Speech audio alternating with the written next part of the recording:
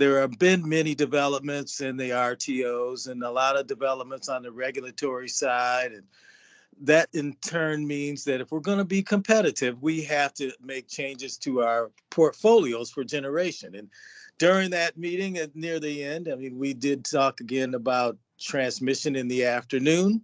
And so today, what we're really going to talk about is distribution and the side that the customer sees most directly. There's a lot of big changes in the industry as it relates to the changes that customers are starting to ask for. And I always say, we have these boots on the ground. If we're the municipal utilities, we're right there. We know what our customers are asking for. We have local controls, so then we have to quickly respond to those things. And knowing what you have on your distribution system is the way to be able to be prepared to respond. Now, a lot of folks have some automatic metering information systems, and we do too here at Kirkwood Electric, and we think it is key in order to know how your system performs and how you can modify your system to deal with customer demands. Our AMI implementation started in January 2016. We're 10,000 meters here, about 15 miles west of St. Louis. We did that implementation of the 10,000 meters in basically 6 months. We have these 14 gatekeepers that communicate to the 10,000 AMI meters. That's communicated by radio and by cellular. Then that information is brought to the back office, and we're able to cover those 6 square miles of our territory with real-time data that's going to make sure that we know what's happening on our customer side. And again, the other part about this hourly real-time data is this data gives us the ability to change the way we do business to be able to relate to what our customers are asking for. And to that end, we were able to then develop a model for our system, complete with our distribution system, poles, wires, transformers. We're able to know what the loading is associated with that equipment.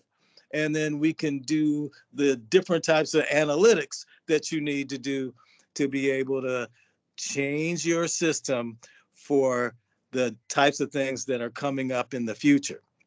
Again, when you think about the components of what that AMI data relates to, you certainly have your GIS system, and you have that distribution system description that tells the entire network what do you have in terms of the cable, the wire, and the transformers and the transformer size and the KVA loading. Once you have that relationship set up between your AMI loading data and your GIS distribution system components, then you can take that load data and be able to get information about outages. Everybody knows how important it is to be able to have information about outages for troubleshooting. It's also important as you're trying to communicate to the public. So you're able to create a public-facing outage map that lets your customers know that they're out and that you know that you're going to be able to respond to them in a timely manner. We actually post restoration times or estimated restoration times on the public-facing outage map, and it's cut down our phone calls significantly. When we talk about workforce and workforce management, as Connie had indicated, we know we're all stressed with trying to make sure that we have the right numbers of staff. If you can limit your staff's involvement with phone calls by having communication from a public-facing outage map, then you're going to be able to help yourself significantly. And don't forget about transformer loading, because we have that direct relationship now between the meter data and the transformer loading. So we can tell what's loaded on each individual transformer, and we can make modifications as we see changes in the business. This also is significant for us in terms of swapping transformers, for example. We know we have supply chain shortages. Sometimes transformers are tough to get. So you're able to get some transformers moved around if they're not loaded significantly, so they can then help you with this management that you have to have about your load and your transformer equipment. So again, these hourly readings, they help you with your model. They help you to be able to have some accuracy associated with your model. And then when you have your model, you're able to institutionalize the knowledge associated with your system. You're able to do analytics, and you're also able to pass information between yourself and new customers, or pass information through to your staff and new staff members as you're trying to do training or trying to work with people to try to do a lot of analytics and to try to be able to help yourself through the demands that people are making with things like redevelopment and with other kinds of things like electric vehicle charging. So to that end, we want to go through some case studies to show how we use our AMI hourly data and created our model, and we're able to then be able to respond to customers' needs and be able to prepare our system for the future with things like voltage upgrades and other things that are going to help us with reliability. So what I'm going to do is hand it over to what I think is the way we've been able to create a team and then help us to address these things. As folks know, I am Mark Petty. I am the director here at Kirkwood Electric, and I have a small team. But in order for us to be able to do the things that we thought were necessary, I had to create a bigger team. And in doing so, that's where I hired Luzco so that I had additional engineering support and project management support, and we're able to do some analytics. So I'm going to have Harold Stanley, the substation lead engineer that also does protection and control, to talk a little bit about his experience and what his role is on the team, and go through 3 case studies together with Wayne on what we've had to do in terms of practical examples here at Kirkwood Electric to make sure that we could compete and we could deliver to our customers. So with that, Harold, I'll give you the control. All right. Thank you, Mark. We really enjoy the relationship that we have with Kirkwood Electric. When we look at engineering analysis on any power system, the load flow is certainly the place that you have to begin. You have to look at load flow to know whether you're sizing your transformers accurately. You have to know whether you're sizing circuits accurately. You use the results of load flow analyses to set up your pre-fault conditions for short circuit studies. You want maximum and minimum voltages to accurately perform your arc flash exposure studies. It ends up being the starting place for virtually everything that you do. The first couple of decades of my career, why, that was all pretty well done by hand. If you were lucky, you could get the information from a few watt-hour meters for a system and their maximum demand, and then you tried to come up with curves and estimate what the peak loads were and how it was distributed, and all that has changed much for the better with this AMI system. We're going to look at 3 case studies. The first one of which, we're going to look at an area of the city of Kirkwood where there are some community loads that are highly visible, and the reliability in that area is not what Kirkwood Electric would like for it to be. We're going to study that a little bit. We're going to take a look at some areas where the 4160 volt system is going to be upgraded to the 12470 system. That's a project that's been underway at Kirkwood for many years. And we have a particular incentive to be accelerating part of that this spring. Then the third one, as many of you are starting to see in your systems, we are starting to see electric vehicle charging become an important part of the load, in this specific case at one car dealership that's going to put in a fair number of electric vehicle chargers. With that kind of outline of where we're headed, let's look at this first one, the reliability of community loads. The city of Kirkwood has this lovely performing arts center that obviously is there to attract people to the city for the performances there that could range from any one of could be the venue for any one of a number of forms of entertainment of large groups of people. The problem that they have is that it happens to be supplied from one of the circuits that doesn't have the best outage rate. It's one that, because of its configuration, it's an old substation called the Leffingwell substation, has a single step-down transformer. There's no way to create a primary selective configuration at that particular substation, no practical way to do it. And so anytime that 34.5 kV line drops, why then obviously the 12470 on the secondary also drops, and there's no way to get it restored quickly. And we'll talk about that in a little more detail as we get into the exact problem. So when we look at that part of town, the Performing Arts Center is this building here, supplied by this three-phase 1000 kVA transformer. Not only is the Performing Arts Center there, the utilities base operations are in this building labeled as 212. The Performing Arts Center does have an emergency generator, but emergency generators have a minimum tie-on time of 10 seconds once you've decided that there is an outage that isn't going to be solved. Why, then 10 seconds after that, you can get an emergency generator online, which is not real ideal if you happen to be in the middle of a performance of Shakespeare. And the other alternatives for getting power restored in the present system are slower than that. You either have to have manual or motor operated switches.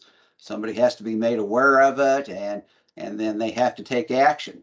So that's even slower than the 10 seconds of the local emergency generator. But realizing that there are reclosers, GNW Viper, SNC, and Teleruptor are two of the more popular ones that are available. Why, they can actually provide some very short transfer times if we find a suitable alternate source that doesn't share the same common mode failure modes as the Leffingwell substation. So to that end, we defined this area of the city and said this is a reasonable area where we want to look at installing an alternate source that we can transfer quickly, because the recloser type equipment could open one supply and close in the other one within a matter of a few cycles once you've decided that there is a failure that is not due to a fault that is within this area. So, as in all cases, we have to go in and get our historical information as we start to consider those alternatives. So we pick a good hot summer day, and we picked one that came up towards a peak load for the system. Happened to be Friday, July 22nd of last year, and importing that data with all from the automated meter information is a fairly quick process. You have it open in SmartMap. You go to their analysis tab. You tell it that you want to import system loads, and then the pop-up screen tells you to select when you want to collect the information from. You tell it Friday, July 22nd at 3 p.m. And then just tell it to import. It then asks you what you want to do with any load modeling that you already have been performing, whether you want to delete those loads or if you want to add, overwrite what you're importing, what's there with what's being imported, or if you want to keep all the existing and just put in the new data. So you have those options, and in this particular case, we wanted to start with a clean slate. We wanted to take that particular time, clear all the loads, take just the automated meter information from that time and day. and then we can perform the load flow analysis. Now for this screenshot on the left, we zoomed out from, this is the blue oval is roughly the area that was in the previous screenshot. So we look at the entire Leffingwell L1 circuit that normally supplies that part of town. And while we're looking at that, we perform a load flow. Now, again, it's fairly simple, just a few steps to get there. The important thing here to note is that we did go ahead and throw in a scaling factor. Now, that particular day, it was 100 degrees. Now, that's not necessarily the hottest that it gets in the city of Kirkwood. There's also the possibility that this particular feeder wasn't at its normal maximum load under this particular loading condition. So for conservatism, we put in a scaling factor of 1.1 and ran the load flow. So going now back to the source, to the Leffingwell substation, we can look and we can see the loading. The loading is a little bit unbalanced, 46 amps of unbalance, but the loads are in the 140 to 190 range, which is roughly half loading. Smart map model says 20%. It's using a less conservative model than what Kirkwood considers to be appropriate, and so we will be refining that as we go. So that is the normal loading. Now, you notice here we have a parenthetical remark that the Performing Arts Center was at 143 kilowatts, because we also recognize that on that particular day and time, there might not have been any performances going on. So we then were able to check historical data and find out that the Performing Arts Center itself has a peak load that's closer to 500 kVA. And so we added that to the system, and you can see that the loads went up from 140 to 190 on the first two phases, up about 20 amps to 160 and 210. So now we've kind of determined what the design load needs to be on that circuit. So we want to look now at what would be the easiest way to tie this into another circuit. So we find that if we came to just a little bit south of the Performing Arts Center, we could interrupt circuit L1. Then we find if we go just a little bit north of the Utilities Operating Center, that it would be fairly easy to tie in existing circuit A2, which comes from the New Alfred substation, which is one of the newer substations. So now we need to look at what will happen on circuit A2 when we do that. Again, this is a screenshot showing the complete circuit A2.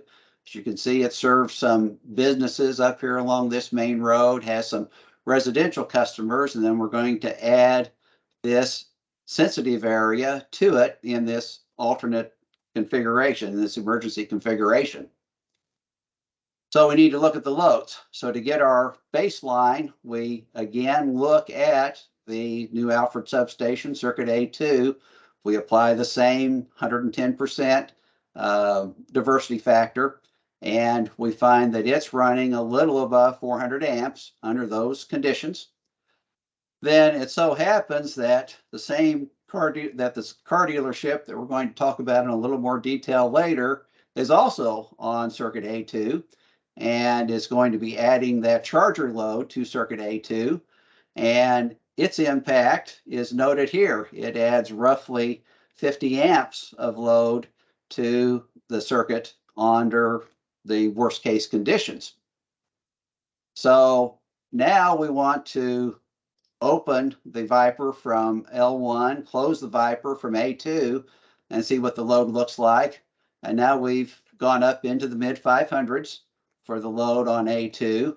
And then if we look, if had the condition of the Performing Arts Center also being at its peak, why then we get up towards 600 amps on the feeder A2. So this is identified a problem that we'll have to look at, but it's something we can look at rather quickly. All of these cases, all of these conditions were studied in a matter of a few hours, thanks to having the automated meter information where we could just move things around and reconfigure and so on and get very quick answers.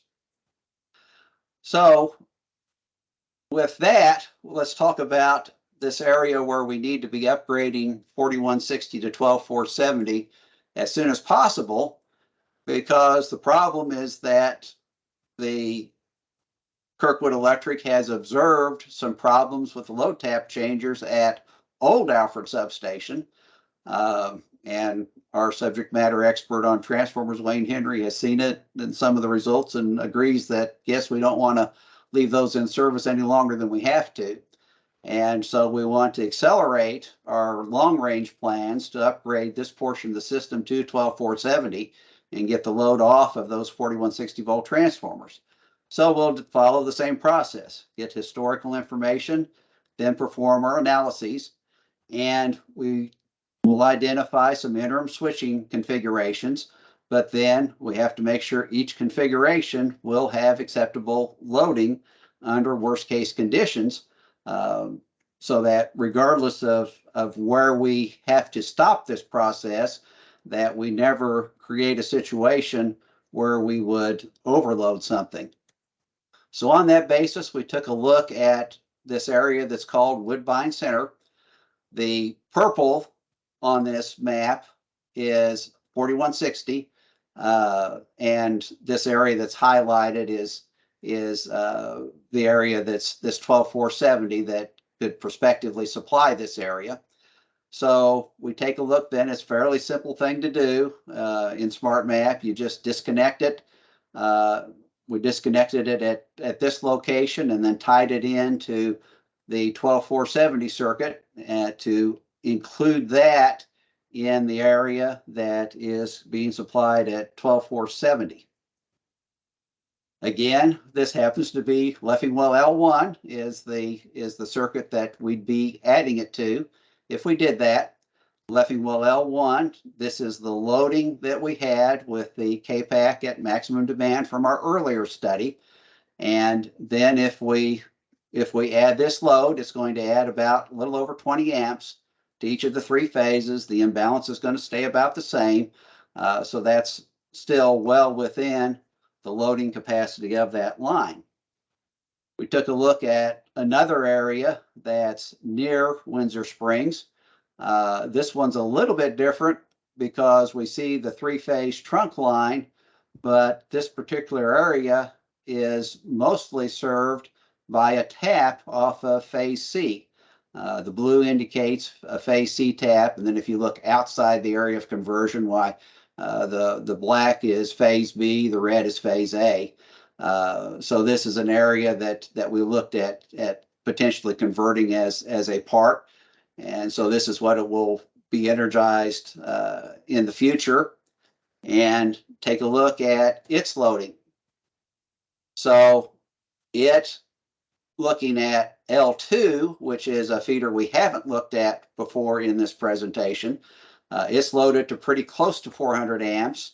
At the present time, again, under summer conditions, 1.1 diversity factor. And if we add that area, that neighborhood by itself will add a fair amount of load to phase C, since a lot of it is phase C taps, as a phase C tap, and will increase the imbalance. So that was the results of those two little neighborhoods or business areas that we looked at converting from 4160 to 12470. And again, very quick to do, a matter of just a couple of hours to perform those analyses. We get our answers quickly, and then we can move on and refine it further, look at other alternatives. With that, we want to look at the third part of this, the case study involving the electric vehicle charging, and I'm pleased to be able to turn this over to a valued associate, Wayne Henry, who came to Luzco after over 3 decades of work for Ameren, Missouri, where he was recognized as a subject matter expert in transformers and other areas. He also has a great deal of expertise in maintenance and repair of equipment, and we feel like is ideally suited to discuss this particular topic. And with that, I will turn it over to Wayne. Okay, good morning, and thanks, Harold, for the introduction. You just heard Harold give two perfect case studies associated with, benefits you get from AMI, associated with demand of the fundamental power frequency of 60 cycle, which, most people are familiar with. This third case study, which, might not, be intuitively obvious, is one in which we'll take a look at some abnormal loading, in particular loading associated with electric vehicle charging. And, everybody's well aware of what's going on a national basis, and even here in the Midwest. There are plenty of electric vehicle charging stations being installed, and the future is going to hold quite a bit more. And the city of Kirkwood is no different, as many of you are probably no different. Personal charging equipment is being installed in garages and in different locations. And Kirkwood now is seeing some interest in having some rather concentrated amounts of load, placed in specific areas. As you can see from some of the numbers here, there's an Audi car dealership in Kirkwood that wants to immediately install up to 200 kW of charging capacity, followed up with 2 fast charging stations. That's going to take that total load up at that one location up to 350 kW. And it's important to recognize that both the opportunity and the challenges associated with that. It's good to have more load, but at the same time, this is not your standard load. And that EV chargers pull what we've referred to as a nonlinear load. Most people are familiar with the 60 cycle waveform associated with the voltage source. Generally speaking, on linear loads, the load current follows that perfect. It has the exact same wave shape as the voltage. In nonlinear loads, that's not true. It's no longer a pure 60 cycle waveform. The current is very distorted as viewed from the terminals of the transformer serving the load. So let's go to the next slide, Harold. So with that piece, what we're really talking about is harmonic distortion. And electric vehicle any sort of charging, and in particular electrical vehicle charging, can result in significant amounts of harmonic distortion of the load current. And when you're evaluating that, you have to look at the equipment first, and a lot of the distortion is going to directly impact the transformer immediately connected to that load. Not so much in the early days here is it going to affect the substation transformers, but all those service transformers that you have out there are going to be affected by this. If you go out and buy yourself a new transformer from a transformer manufacturer, you're probably going to use some kind of a spec. You're most likely going to reference IEEE standards, which most manufacturers can relate to. The usual service condition associated with harmonic content as it pertains to transformer load current is limited to a mere 0.05 per unit. That's not that much. That's what's identified as the quote unquote usual service condition. Any kind of load current that would exceed that would be considered unusual, and you might have to take other matters into your hands. You may have to perhaps specify a different transformer. The two biggest concerns when you plug that electrical vehicle charging in when it pertains to the transformer is the load losses and the neutral currents are both going to increase. And in some cases, that increase can be rather significant. The losses are going to cause dramatic heating inside of the transformer. You won't get any benefit from that. You won't get any revenue.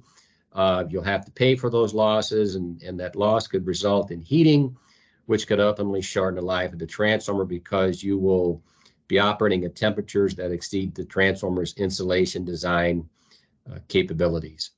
And this is when the equipment is brand new, when the transformer is new and the charging equipment is new. But in time, that could get exacerbated as the charger ages. It may malfunction. If it malfunctions, you will see even more harmonics. So as you're connecting up a new load like that, we're looking at this solution with this challenge and this opportunity with the city of Kirkwood. we want to identify solutions that we believe would be practical, scalable, and sustainable. And our recommendation is going to be that as long as that harmonic distortion can be limited to a maximum content of 15%, that we would simply recommend oversizing the transformer using a standard size transformer, in that whatever your standard size is for that particular type of load, you would simply go one size above that to serve an EV charging station. Of course, you can't just put it out there and hope for the best. And this is where the case study kind of comes in for the AMI, that you would then closely monitoring it, knowing that, there could be tremendous sensitivity, to additional loading placed on the transformer. You want the ability to monitor that loading through AMI to see just exactly what is on that transformer. And then in doing so, you're going to continuously monitor the transformer's performance and failure rates and things like that, and always be able to tie that back in then to the amount of load that was associated with that. And as you do that, you're going to develop a pretty robust knowledge base for how to handle EV charging as it proliferates and you expand, the system throughout. As you work your way back to the substation, of course, you're going to start to eventually see more and more problems associated with that, perhaps on circuit loading. But again, this is where the AMI comes in. You're going to be able to continuously monitor and evaluate your modeling as this EV charging load increases at various points in the system as you work your way back from the end of the feeder all the way back to the substation. So with that, I think I'm gonna turn it back over to Mark.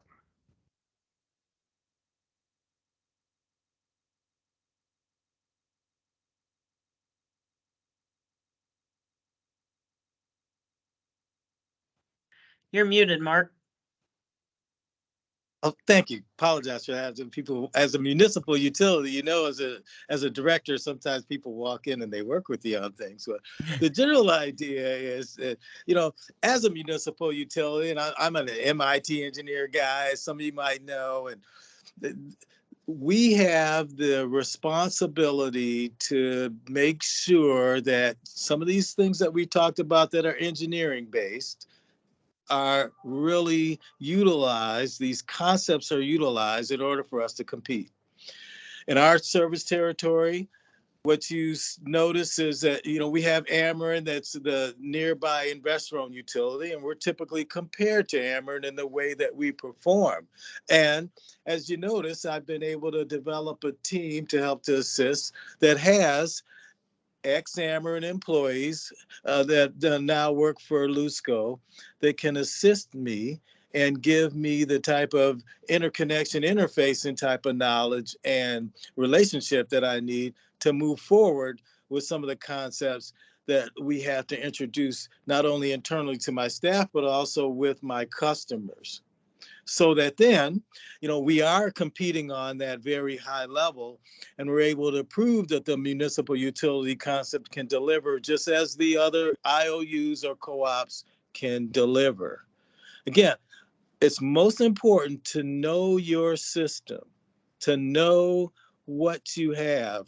The hourly loads that are given to you by your AMI system, they're going to give you the opportunity to be able to know how your system performs. And then, as Wayne indicated, you'll have the ability to monitor as you move forward. The model that you develop, that model also gives you the ability to project as you move forward so that you can make sure that you can adjust your system for the new customers, as we showed in the audio example, or other kind of redevelopment that you have, or some of these things that are starting to take place in terms of developments that customers are demanding.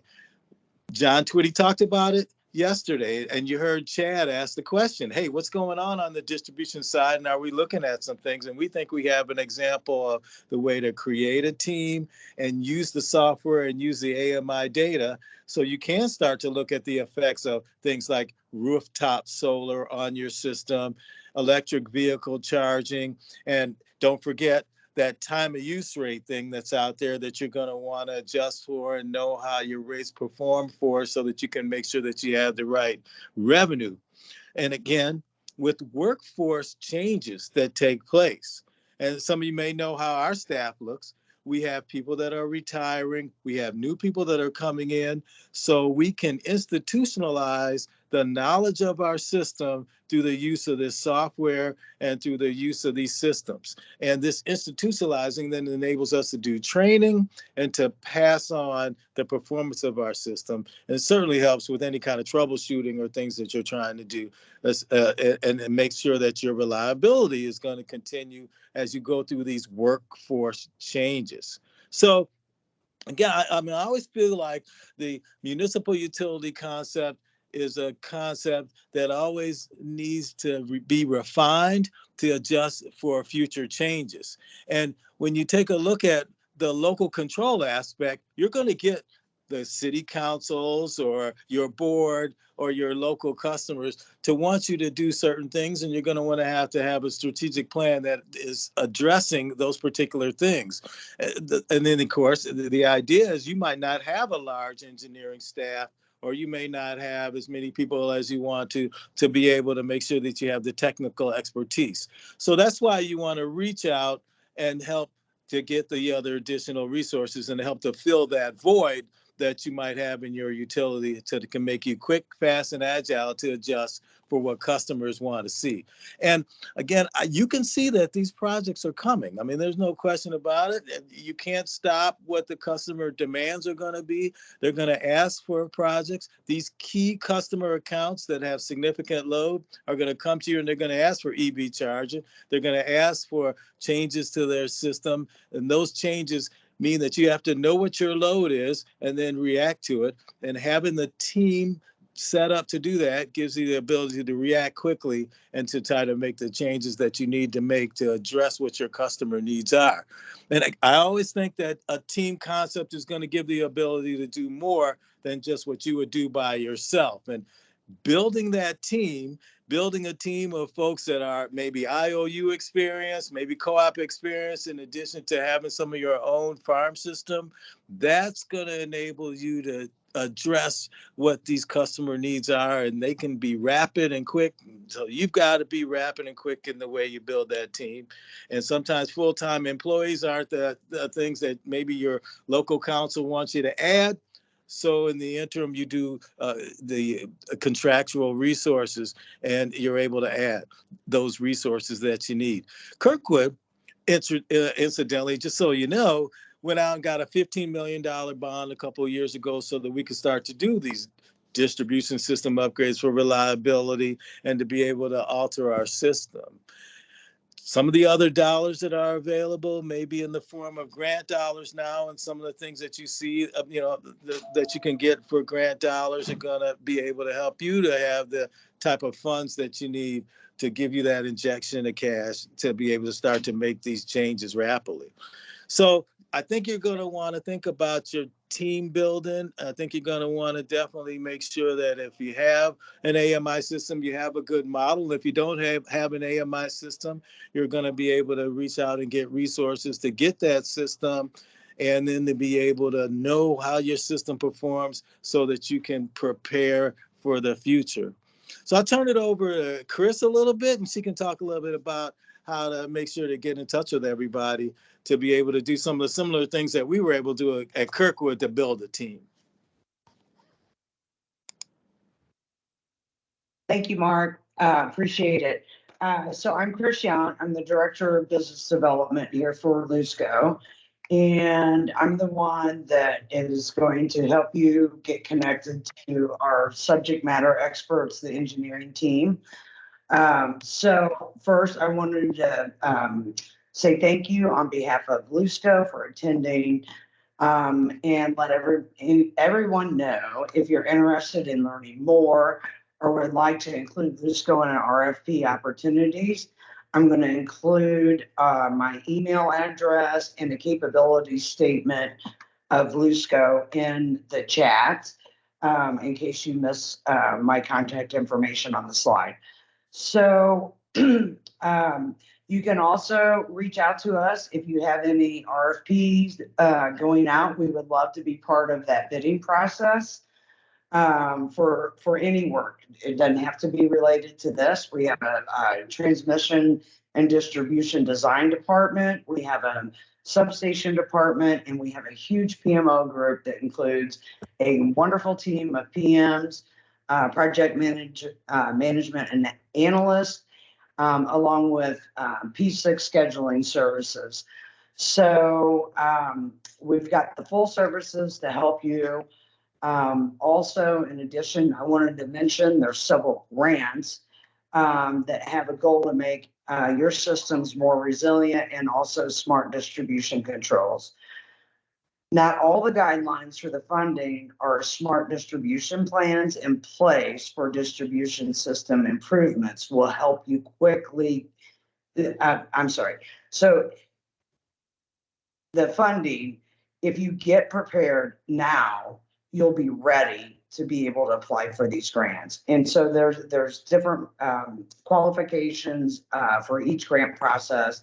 If you're interested in any of those grant opportunities, Connie Ford is who you can reach out to. And I believe she's going to post some links, maybe either in the chat or on the website. So in closing, I just wanted to say Luzco is proud to be a woman minority owned business and proud to be a MPUA member. And we're here ready to help you pursue your projects. And because of Luzco's diverse certifications, we can also help you get more points on your grant applications or help your municipality meet their diverse spend goals. So just in as a personal note, I will also be attending the MPUA conference in October. So I would love to meet as many of you face to face that are there. I think that's all I have. So Harold's going to take over for a Q&A, and I'm going to hit send so that you all have my contact information and our capability statement. Would love to hear from you guys. Thank you. Thank you, Chris. We'll open it up now for any questions, and we'll look forward to any questions that you'd like to present to us. I'm going to take the slide down so that you can see everyone on the chat that's involved in the call here that has their cameras on, and questions.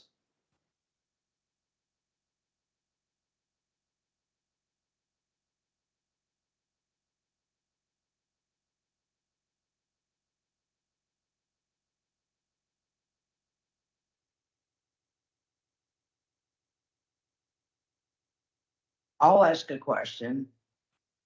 Is there any municipality on the call that has future plans like this that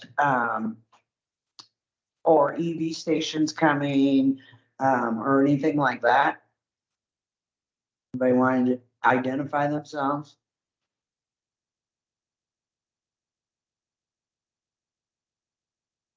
No. Well, it's another dreary day here in the Midwest, so I have a feeling that maybe as the week rolls on, people just are less likely to talk and that kind of thing. So we'll chalk it up to that. But if anyone has any questions, you can contact Chris. Mark, I'm sure, would be happy to entertain your emails or calls. Contact me. I did want to mention, in case you're figuring out if you still have some questions, we'll leave a little bit more time. But while you're doing that, I did want to mention that if you go to MPUA.org, we try to keep up with the latest grant application type stuff.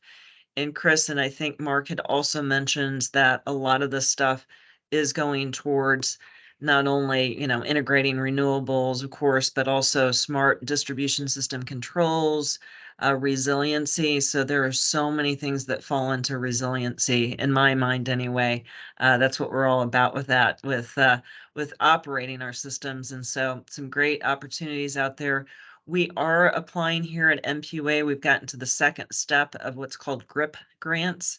And those are for, let's see, Grid Resilience and Innovation Partnership Programs is what that acronym stands for. So you learned your new acronym today if you didn't know that already. But what we're doing is we're looking for cities to partner with. So if we get that funding, that we would in turn help our cities with their distribution system improvements.